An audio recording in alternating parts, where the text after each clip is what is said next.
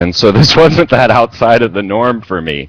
I've gotten quite used to things being out of the ordinary or extraordinary. I mean, I didn't finish describing that V-shaped craft to you and all the strange coincidences that came along with that. So my life is so strange they don't allow me on Coast to Coast. You know what I'm saying? That you do have to be strange not to be on that show. But I think some people would say you got to be even stranger to be on the edge. But now Coast to Coast though, some people are saying that they're starting to have a little bit more control on the topics, and of course in the guest. And do you feel like you entered into some sort of guarded area that their Illuminati masters told them not to talk about, or what? Not on this occasion. No, it was an open lines. They just had open lines with the lady that does the show on Sundays. I don't remember her name, and she just screened the call. And so she's like, "Well, I'm hoping for a UFO story." So I was like, "Oh, hey, I got one for you." And I phoned in and I said, "Well, just I was on my way to a magical conference known as ESOZone, and on our way there, we were diverted into a town known as Ogden." Now, Ogden is a large Mormon town, has a very large Mormon temple, and it's where most of our tax returns are sent to. Yeah. Now, if you realize that in the Bible, the land of Og, or the den of Og, is where the giants live, the Nephilim. And this is where they snuck off to go get the giant grapes and whatnot, is the land of Og. So Ogden is the land of the giants. And we were routed through this town off of the highway, and then as we headed back up north on Highway 84, I see off in the distance what appears to be a large planet. I knew it wasn't, though. It was a bright red orb in the sky, and it came closer and closer, and as it got closer, we noticed that there were other orbs trailing with it, and it looked like a line of orbs coming our way. And it flew directly over our car, which was doing about 85 down the highway. The driver did not stop. I don't know what he was thinking. I'm trying to film out the window.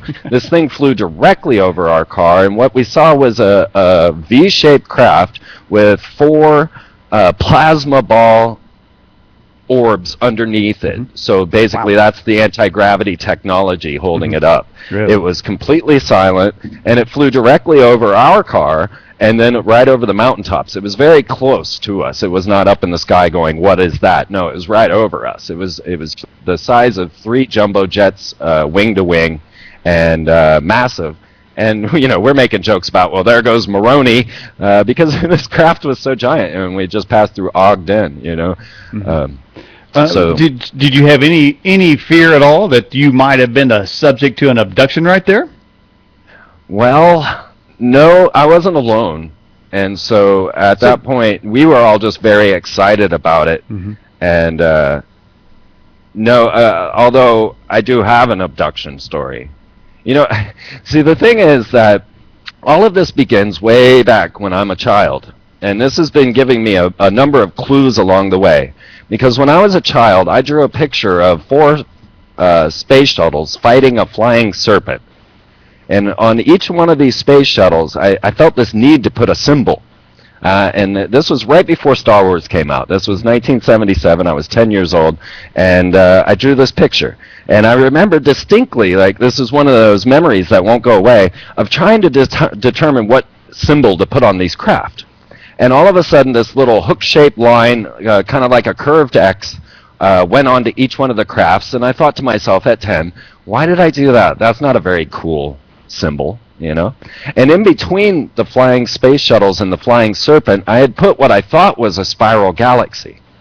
But now, 20 years later, I'm reading the Sirius mystery, which is all about the Dogon tribe of Mali, Africa, that have complete knowledge of Sirius.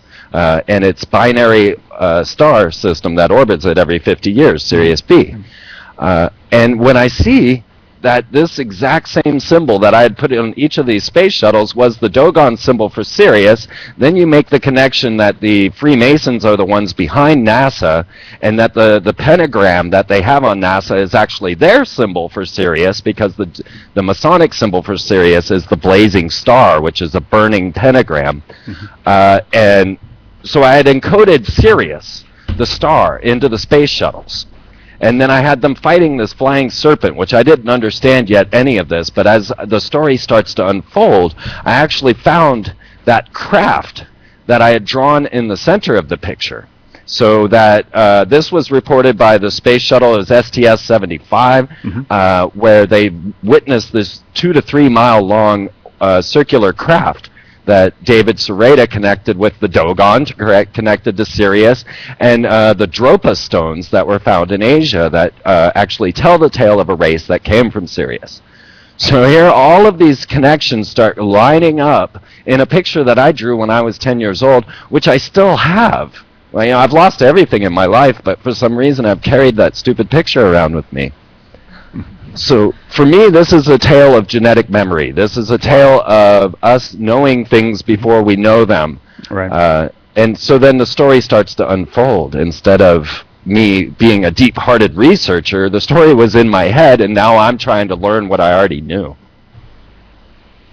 And do you feel like you may have learned some of those things in a previous life, Freeman? I do sometimes think that. I really do feel like I was on another planet, and I decided to soul travel to Earth to be here at this transitional moment. That's really what I feel. Okay. Well, I think as far as transitional moments goes, I think everyone will agree that, as they used to say on Coast, I think maybe even Art Bell used to say there's a quickening going on, and certainly since Obama's inauguration, there has been a quickening, at least from a political standpoint. But you're saying that we're in a position now where many different forces are going to sort of come together at the same time.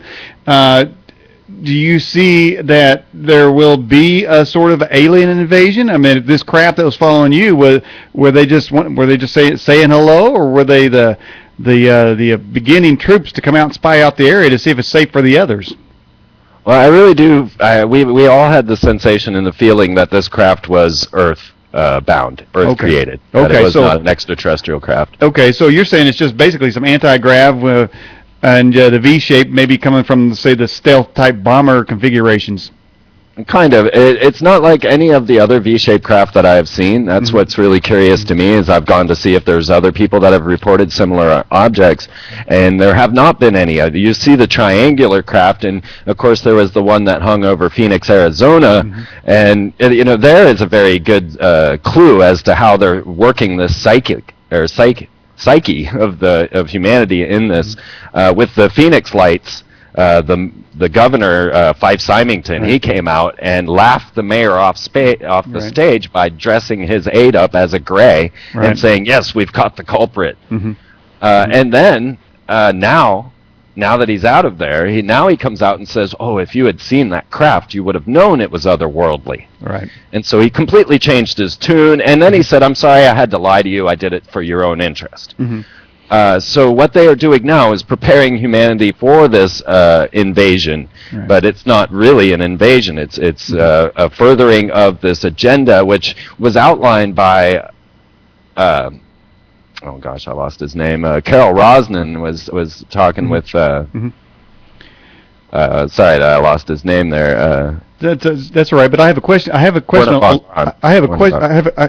Werner von Braun. All right, I have a question. Then I think in the book of Enoch it talks about sort of a coming back of some kind of race, but and even I think most civilizations say that there was at some point some ancient gods of some sort that came to the earth.